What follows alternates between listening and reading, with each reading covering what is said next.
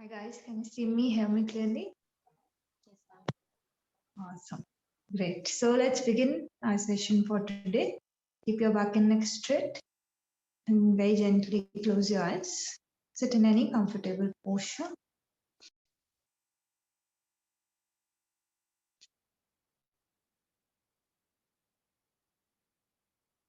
Start observing the natural flow of your breath.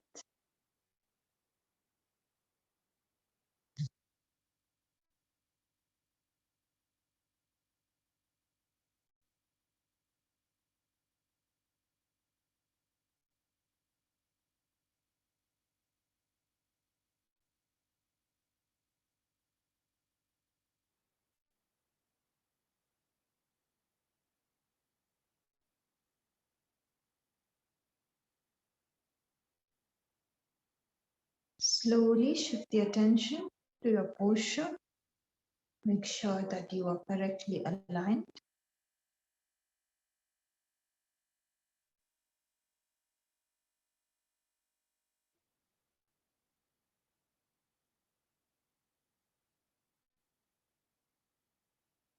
Body should be comfortable and steady.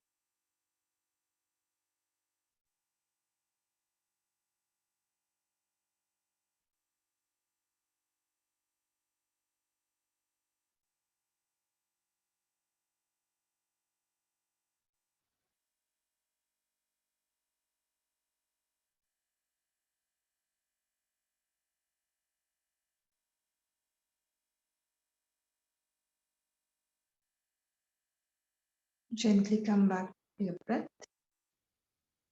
Then consciously begin to deepen your breathing.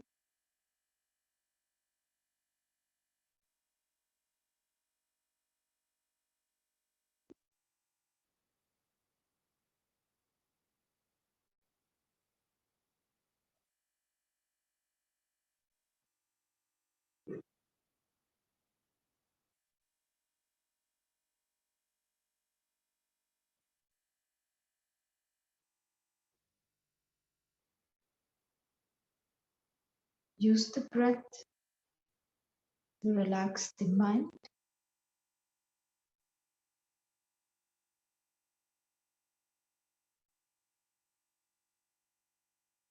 Prepare your mind for chanting Om 3 times, followed by 3 Shantis. Take a deep inhalation for Om.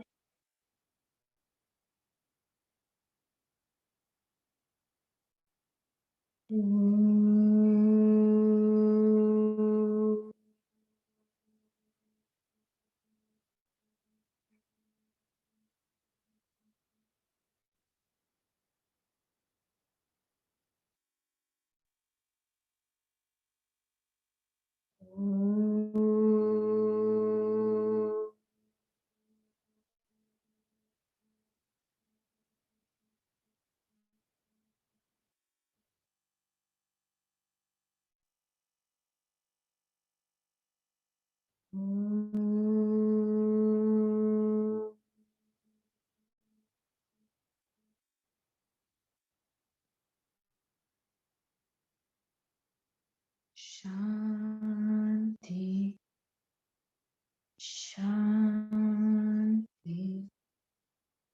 Shanti.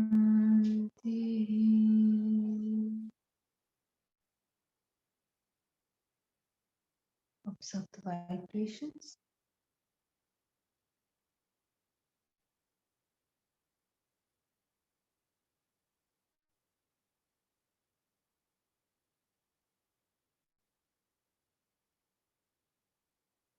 Join your palms together. Begin to rub your palms together.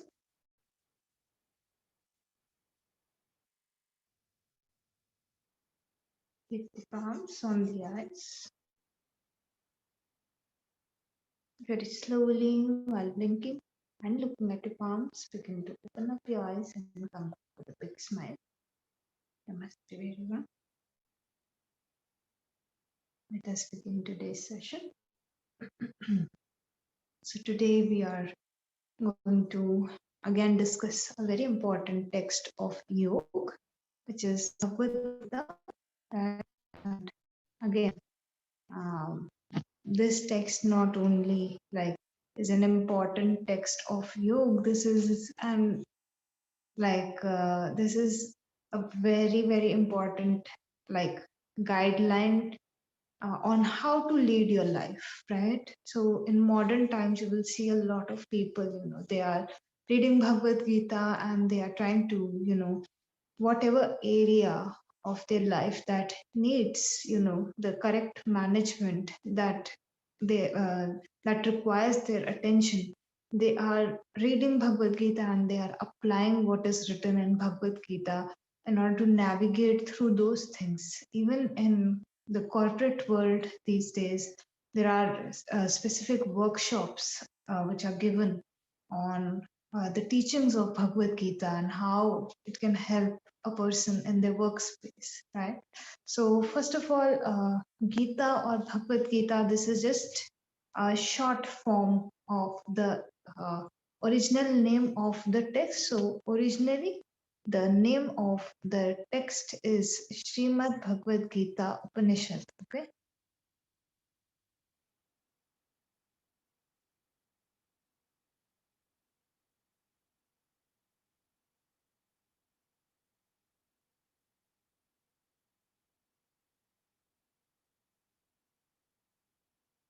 SRIMAD, Srimad Bhagavad, BHAGAWAD, Bhagavad Gita, GITA, and last term is Upanishad, UPANISHAD, Srimad Bhagavad Gita Upanishad.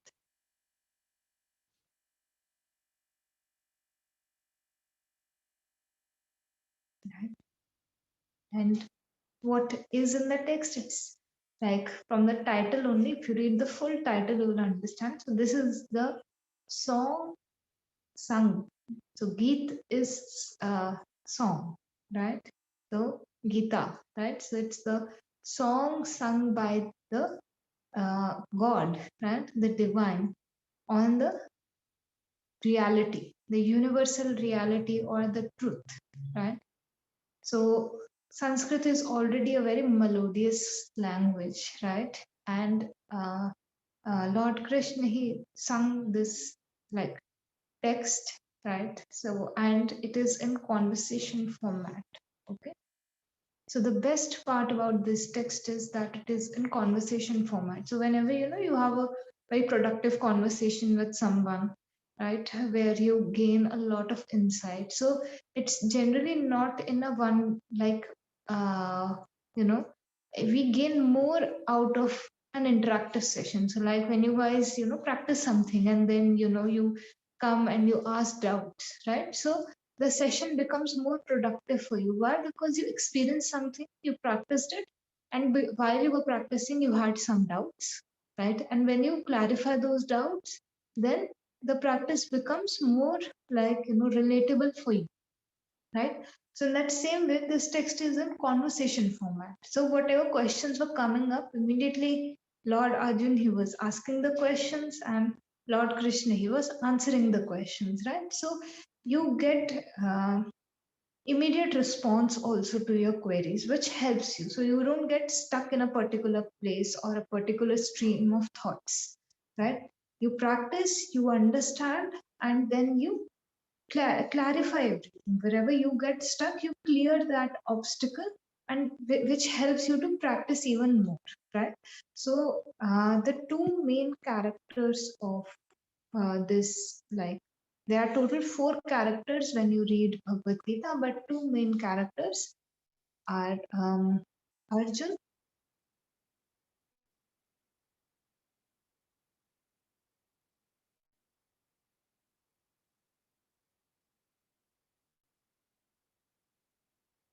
Arjun and Lord Krishna. Okay, so uh, Arjuna and Krishna, Krishna.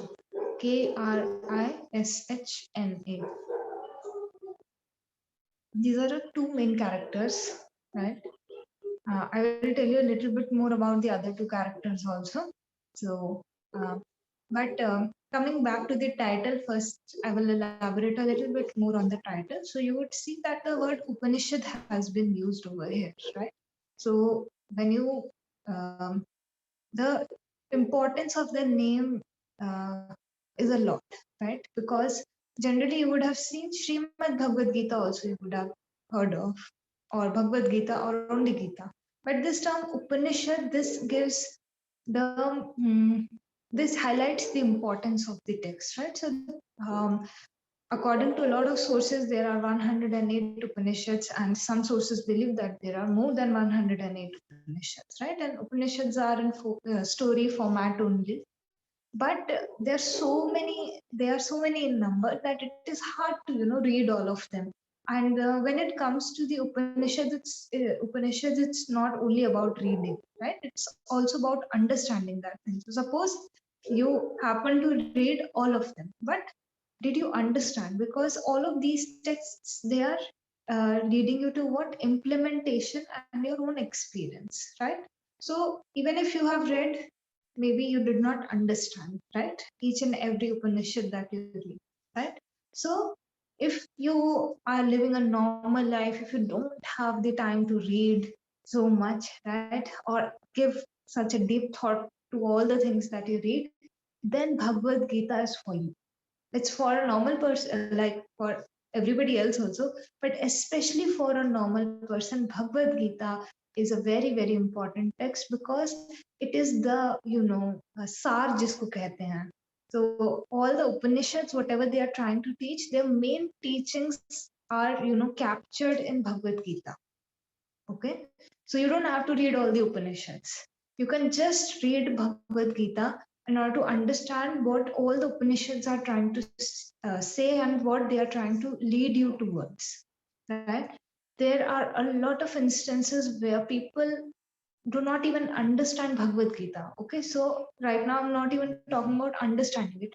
They merely chant the shlokas that are given in Bhagavad Gita, and the quality of their life has improved a lot. There are a lot of people who don't understand Bhagavad Gita, especially in India.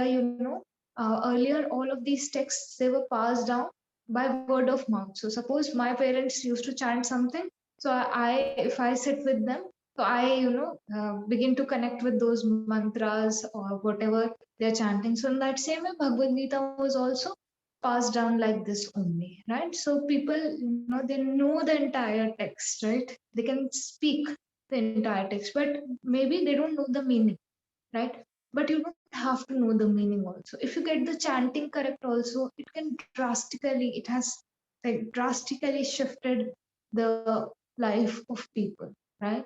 So there is no end to the greatness of this text, because even though it was written so many years back, so when I was teaching you the history and development, Mahabharat. So this Bhagavad Gita is a part of the famous epic Mahabharat. Okay.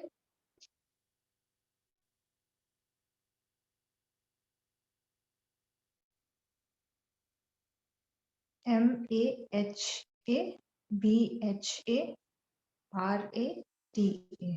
So when I was teaching you the history, so I told you before 500 BC, this epic was became a source of yoga, right? So it was written so many years back.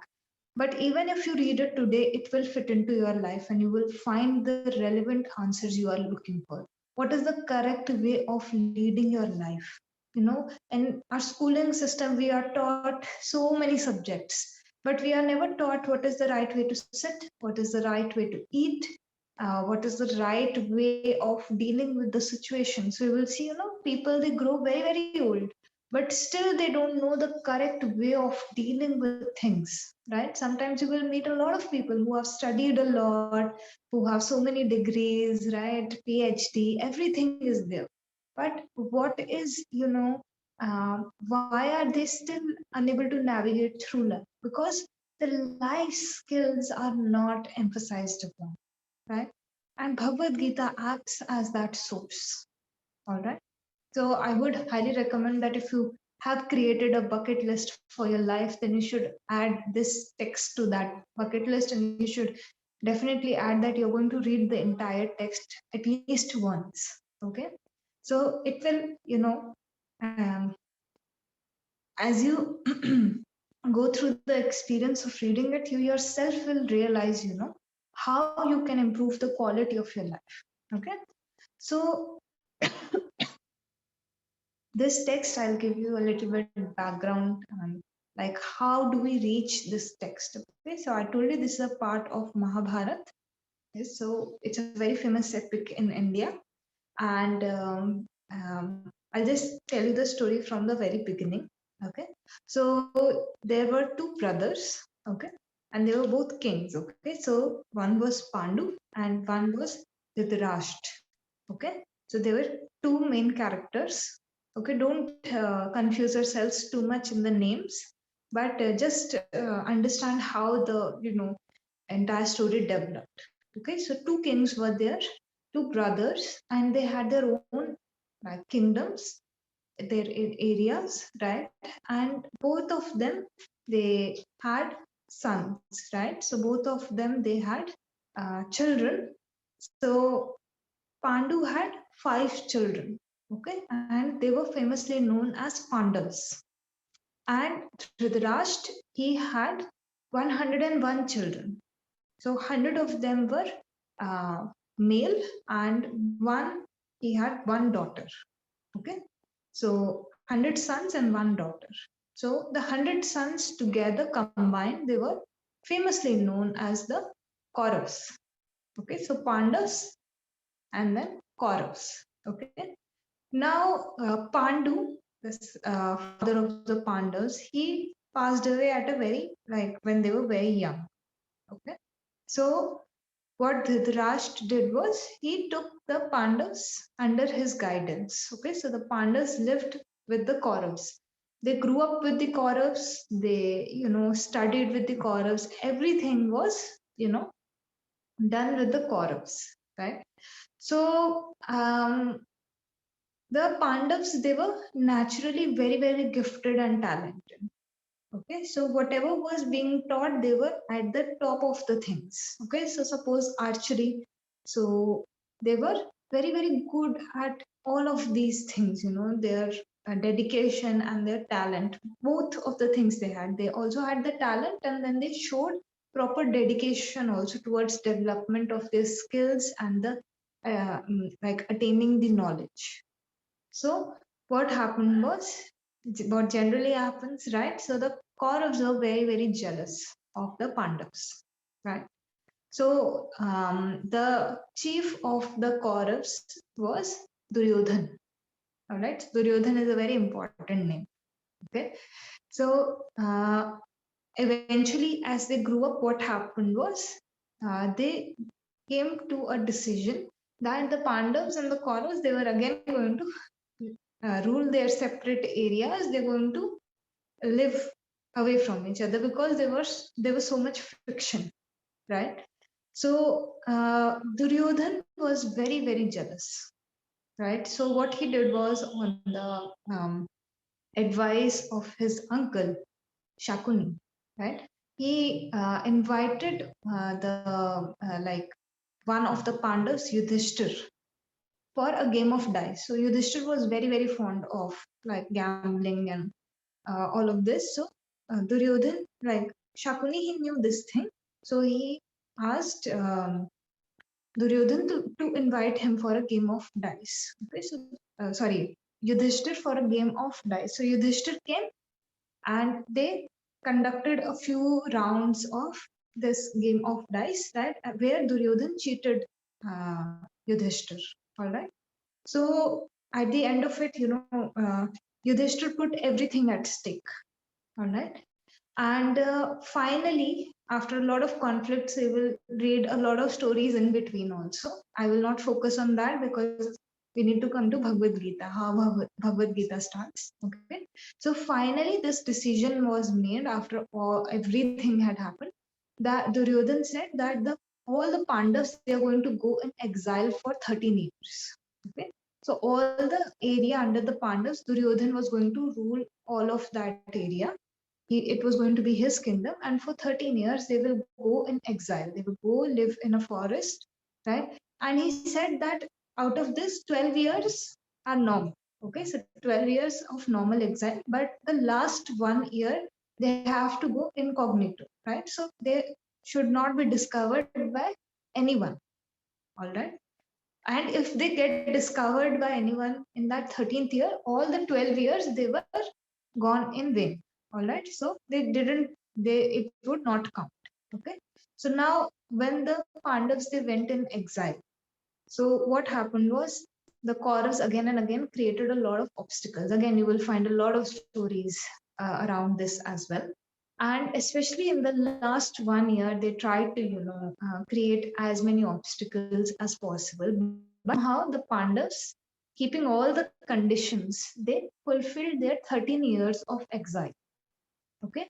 And after the 13th year, they came back to Duryodhan and they asked for their fair share of the kingdom, right? But at this point of time, Duryodhan denied.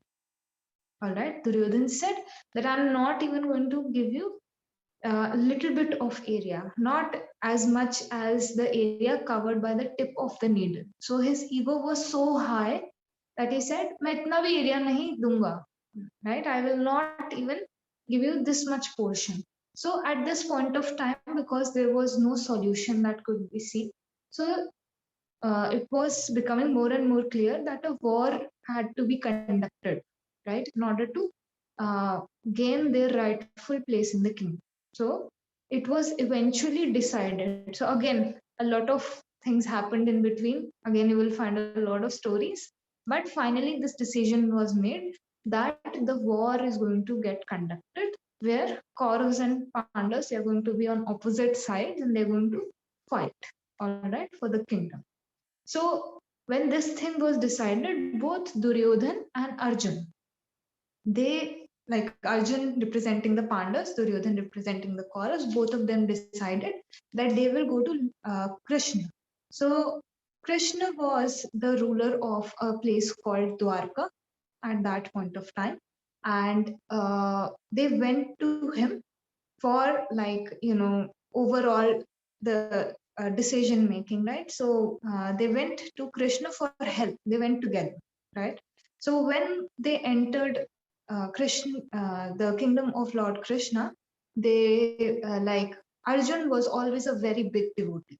Okay, so by default, so Lord Krishna, he was sitting um, at the main seat, and if you will see the earlier setup of the kingdom, so the king used to sit in the middle, and then there used to be chairs on the, or sofas on the side for the ministers.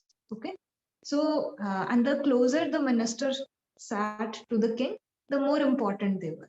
Okay, so Arjun, by default, when he went inside, there was so much faith and such a sense of surrender, श्रद्धा जग जाना, जैसे उनमें बहुत श्रद्धा जगी, तो वो उनके पैरों पे जाकर बैठे, like where he went and sat on the ground, right, on near his feet, right?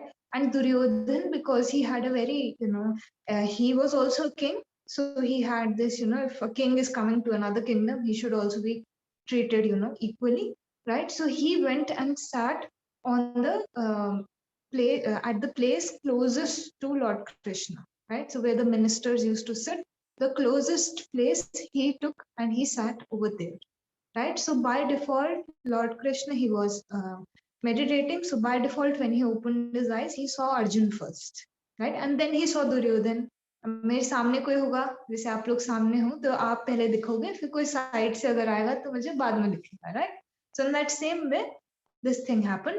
And because this thing happened, so Lord Krishna, when they told Lord Krishna everything, so he gave the first choice to Arjun. So he gave two choices. One thing he said that I'll give you two options. One is that I will be on your side, okay, but I will not pick up any weapons. Okay, so I will I'll ride your chariot, okay. तो मैं लड़ूंगा नहीं, इस पूरे जो war होने वाले, मैं लड़ूंगा नहीं, पर मैं तुम्हारी साइड पे रहूंगा, ठीक है. And second option he gave, he said that I will offer you my army. And at that point of time, Krishna's army was the strongest army that existed. ठीक है? So अब अगर army एक side चले गए तो the chances of that side winning was very very high. Okay, so he gave Arjun the choice, and Arjun, because he was a very big devotee, he chose Lord Krishna to be on his side without any weapons. Okay, and Duryodhan, by default, he was very happy. Why? Because he always was going to pick the army. Okay, so now all of this decision was made, all of these things were settled, and now they were waiting for the war to happen.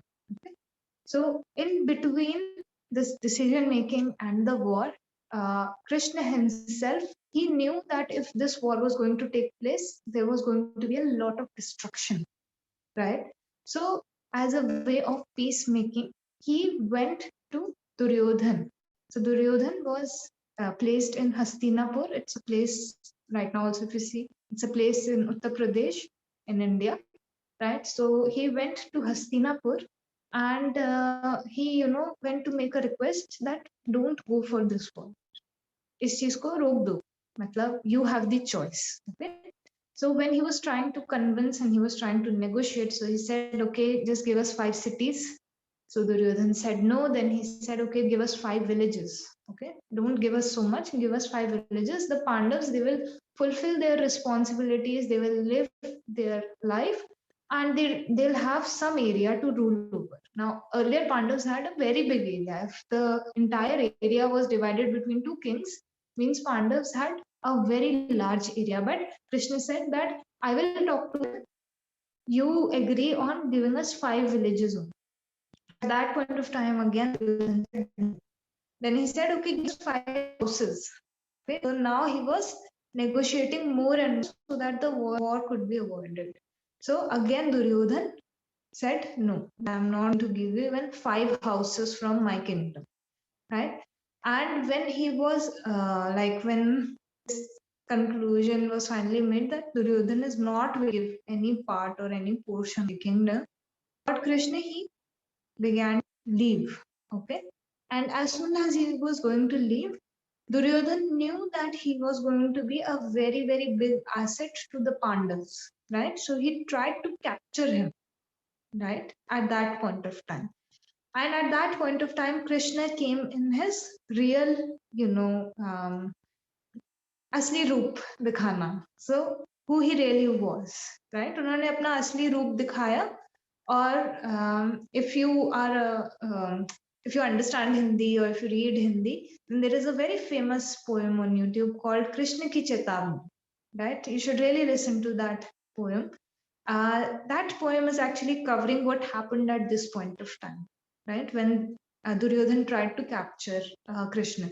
And that is when, Lord Krishna, he's told that I am, time itself. I have existed before you, I'm existing right now, and I'll exist way after you are gone. I am the source of creation, and I am what you come to when you die, right? So एकदम like he was in a lot of anger. बहुत गुस्से में उन्होंने अपना असली रूप दिखाया कि तू मुझे बांधने आया है. इस तरह से पोएम जो है वो डिपिक्ट करी गई है, लिखी गई, right? So again, you will be able to find it on YouTube, and you should really listen to it, right? And then Lord Krishna, he left finally because Duryodhan wasn't able to capture him, right? So on the day of the war, the armies were standing on two sides. So in if you read, so Indian wars, they had their own set of rules, and it was very very respectful, right? बहुत respect के साथ rules बनाए गए थे कि like during the night you're not going to attack, right? So all of these things, keeping everything into consideration, the war was conducted actually. So one of the rules of the war was that before the war began, both the sides, they're going to get some time to strategize. Okay, see the other army, uh, develop their way of attack, how they are going to place their entire army and all the people, right? So at that point of time, on the day of the war, when both the armies gathered, so Arjun told Krishna to take his chariot ahead to that place where he could strategize, he could see who is standing on the other side of the wall, right? And as soon as Lord Krishna, he took Arjun to that place, Arjun saw his entire family standing on the other side. Now, it was apparent before also that the people he grew up with, they were going to stand on the other side. But it's another thing when you are in the situation and you see your family, right? And Duryodhan was very, very sharp. So Arjun had always been a very, very good student, right? So Duryodhan knew, like, when you will never attack your guru, right? So if you believe in some guru, and if you've been following whatever the guru has been saying, you will never think of attacking them, no? So Duryodhan, because he was very sharp, what he did was their teacher, right? He took him as a part of his army, right? So when Arjun came over there, not only did he see his entire family standing on the other side, he saw his teacher, the person who taught him how to, shoot an arrow. He was standing on the other side of the wall, right? अब family के against फिर भी चले जाओ.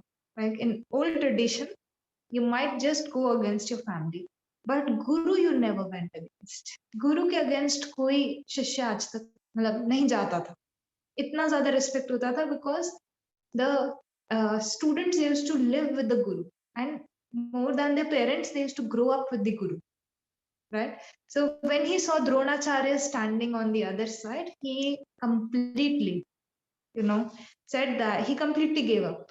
He said that there is no point of fighting, right? I am going to like just surrender my weapons and I'm going to go away. Okay. At that point of time, Lord Krishna, he comes in. And this is the point of time when Bhagavad Gita starts. Okay, when there is a conversation, so Arjun is in a deep conflict, right? And he is giving multiple arguments, which will sound very logical, no? Okay, like, what will I do with all the wealth if I don't have someone to share it with? And family is they are the set of people you share your merits and everything you attain in life, like we also, when you guys, earn.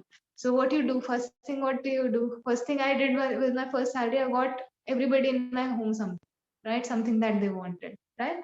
तो अर्जुन ने बोला उस समय कि कोई point नहीं, there is no point. If I get my kingdom, then who will I share it with, right? If I kill my family, my own family, right? So at that point of time, Lord Arjun, he steps in and he starts to, um, you know, uh, tell Arjun why it is important to fight this war. Okay, because when Arjun was standing in the battlefield, he was a warrior, and if he would not fight, he would deny his own duty, right? So now, when we also learn about Karma, so you guys, Karma seems very practical, but sometimes it is very hard to do something. It will not seem logical to you, right? But at that point of time, you have to see what is your duty. They tried everything, no, to convince Duryodhan कि दे दो, give us our kingdom. But Duryodhan didn't agree. So sometimes, you will have to take strict action against people who are, doing the wrong things. Yoga doesn't mean that you are not going to take action, right? Yoga says that, there should be no reaction in the mind. Okay, so suppose you scold someone, right? Now, after the scolding for 10 hours, you are suffering. Oh, I scolded. Oh, I could have, or you are on the other side. I could have said this, right? So, again, if you're going with this, then you're not doing yoga. Yoga doesn't say that, okay, if you, you shouldn't act in a situation. If you see that injustice is happening, you have to act in that situation, right? तो आपके मन की स्थिति क्या है? What is the state of your mind, right? When you are taking that action, yogi's mind is never wavering. Okay, it is calm. Yogi knows that they have to take a particular action, right? And that is exactly what happened when Bhagavad Gita like took place. Lord Krishna, in 18 different ways, he explained Lord Arjun why it is important to take the action, right? So if you read Bhagavad Gita, there are 18 chapters, right? Each and every chapter is covering one form of yoga. So different forms of yoga exist, and each and every chapter it has a different form of yoga. When the yoga of action wasn't making Arjun understand, then Krishna jumped to bhakti, right, or surrender. Then when that didn't make sense, he jumped to gyan or knowledge, what is logical, right? If that didn't work, he covered Raj Yoga, he covered multiple 18 different schools of yoga. So today your work is what? You're going to look for the 18 chapters of Bhagavad Gita. What is the name of all the 18 chapters? So you will get an insight, right? So 18 different ways he was again and again trying to explain to Arjun why it is necessary to conduct the war, right? And you will find two more characters in Bhagavad Gita. Okay, so one is Dhritarashtra and one is Sanjay, right? So the book opens with Dhritarashtra, and Sanjay, their conversation, right? The text opens with these two names, right? So Dhritarashtra was the father of the Kauravas, right? So when the war was going on, basically Dhritarashtra, he was blind, right? I think he was blind by birth. So he could not, like, he was feeling very helpless, no, at that point of time. So Ved Vyas, who is the writer of Mahabharata, he came to Dhritarashtra and he said that let me bestow upon you divine, like, sight, okay, where you will not even miss one thing that is happening in the war, okay. And at that point of time, he said, no, I cannot see my sons die. All right. So he said that I have a very trusted minister, Sanjay, right? Sanjay was a very trusted minister of his kingdom. So he said, you bestow this, vision on him that he doesn't miss anything during the war, right? So Sanjay was actually able to see everything that was going on. And the conversation, there are two conversations that are taking place. Okay, so the text is a conversation within a conversation. Okay, so one conversation is between Dhritarashtra and Sanjay, where Sanjay is telling Dhritarashtra what is happening, right? And the second conversation is between Lord Krishna and Arjun, where their conversation is going on. So Sanjay is basically narrating the conversation of Krishna and Arjun. Okay, so don't get confused if you come across more names. And there are total 4 characters in Bhagavad Gita, contrary to the popular belief that it is just a conversation between Arjun and Krishna, right? So this text is actually, all the truths are being relayed by Lord Krishna, right? Whatever he has said in this text, if you try to implement something, if you experiment, so I'm not asking you to blindly believe, okay? But if you start experimenting the way in which he has, given certain concepts or, said certain things about how you should conduct your action, you will actually begin to see changes in your life, right? So don't blindly believe. Okay, always experiment. I am a true believer in experimenting. Okay, all the yogis experiment. They didn't just come up with pranayama. They saw, observed the nature. They came up. Each and every yogi experiments, right? So read the text and experiment whatever is written. If it helps you, you should keep it. Okay, and if it doesn't help you, right, so remove that part. Okay, don't deny the entire concept. Okay, it's like I am giving you what, something very tasty to eat. Okay, and maybe you don't like something that I have put on it, right? So like the example of kheer is generally given. So if I give you kheer, right, and if I add, elaichi, right, cardamom to it, and you don't like the taste of cardamom, so remove that and enjoy the dish in front of you, right? So whatever you like from the text, you should take it from everything. You don't have to restrict yourself to a particular religion. Whatever you come across, if you like that thing, you should keep it, right?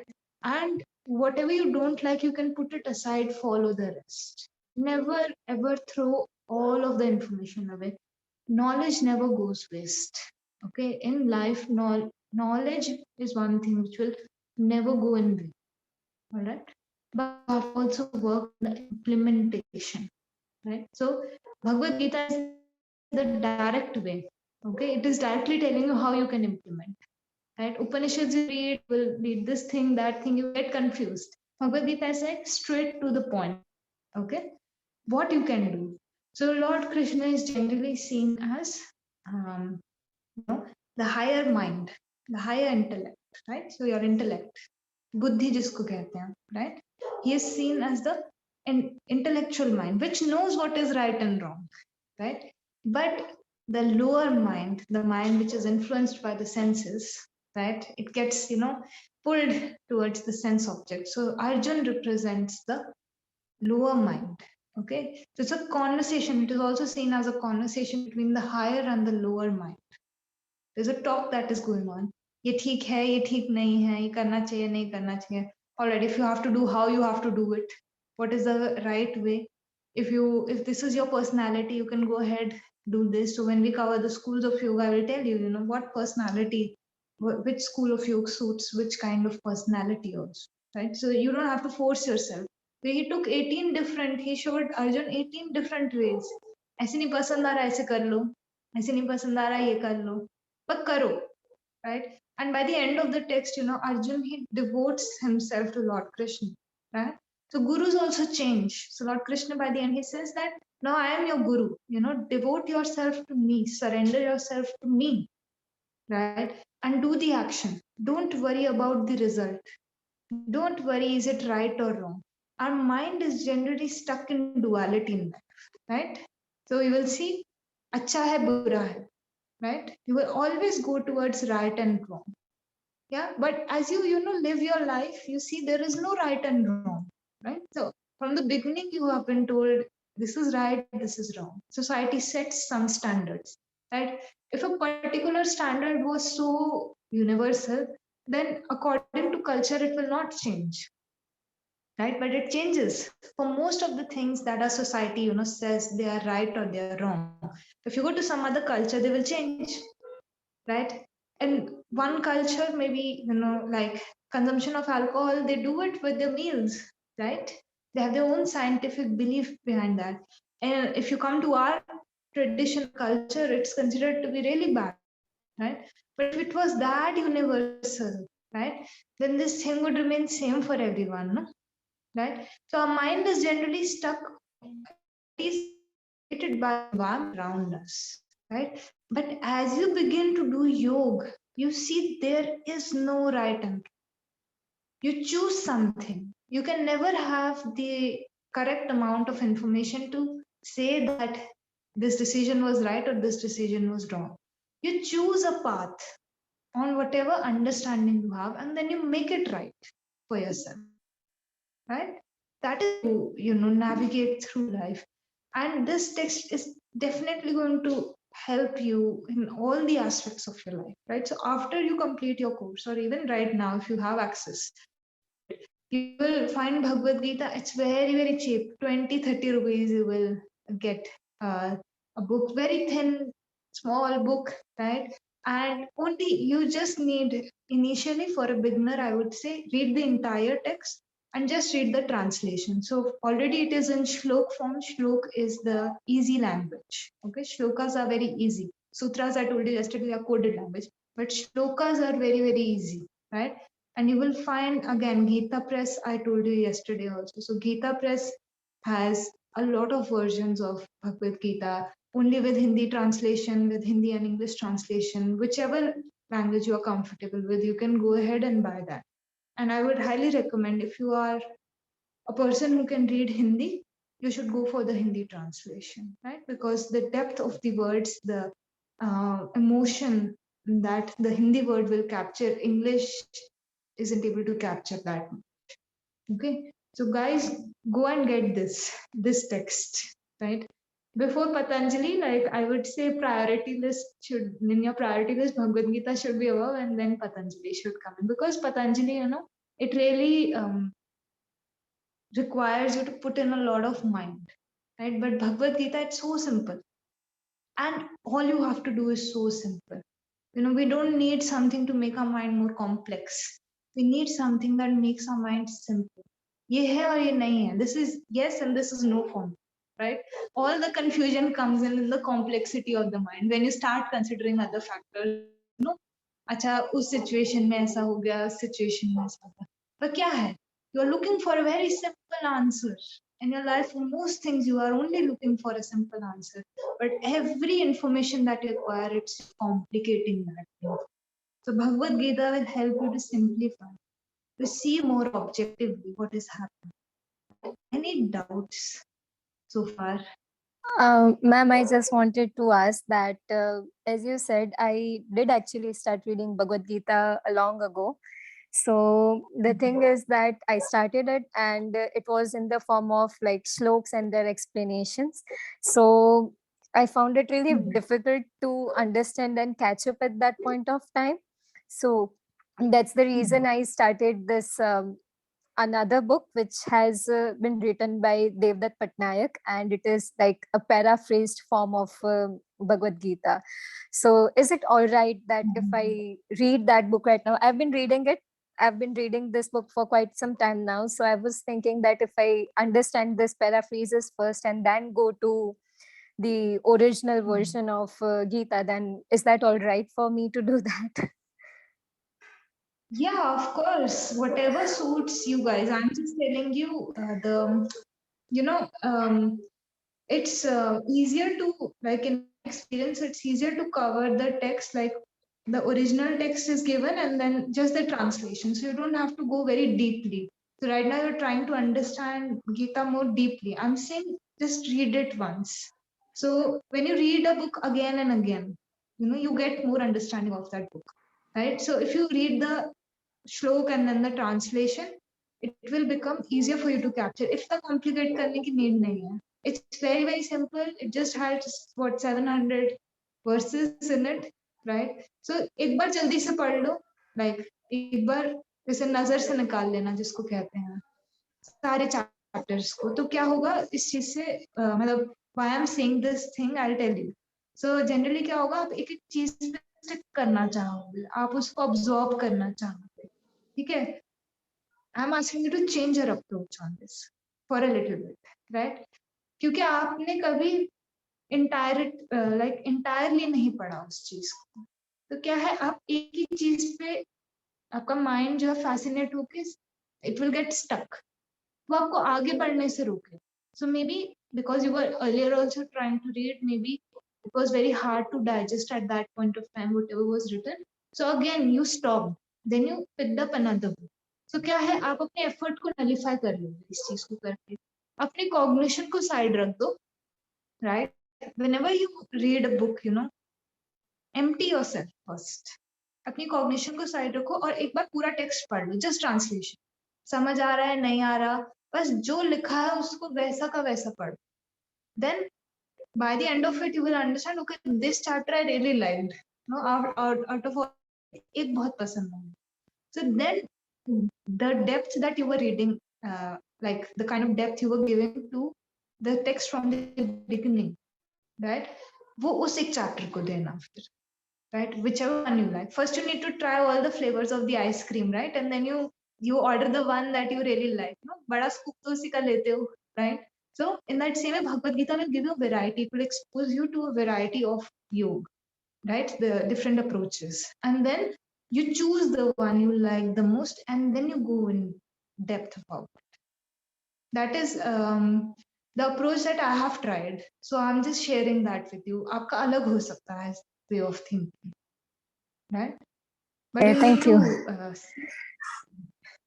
Yes. decision लेना. Yes. Any other doubts? Anything I can help you with?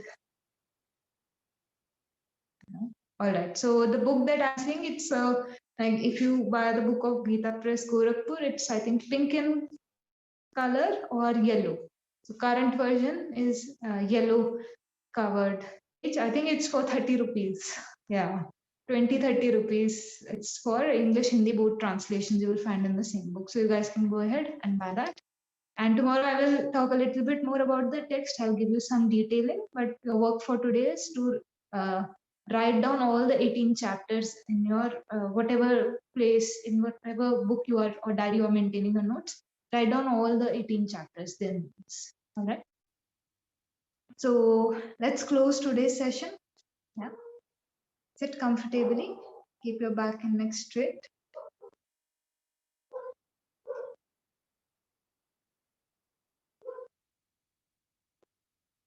We'll chant Om one time, followed by 3 Shantis. Take a deep inhalation for Om.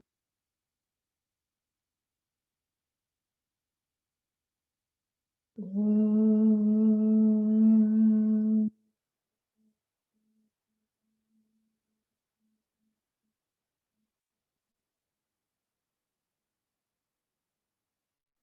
Shanti.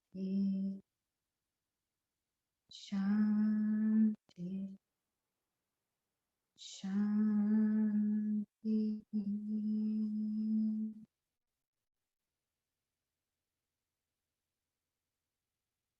Just join your palms together and gently bow down. We will end our session with a sense of gratitude.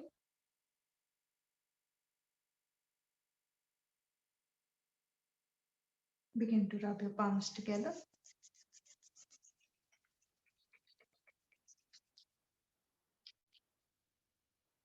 Keep your palms on your eyes.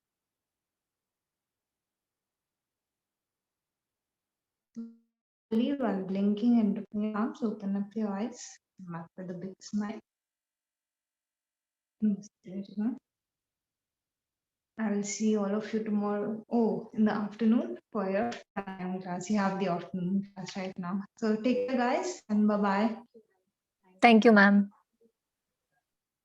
Thank you. Bye-bye.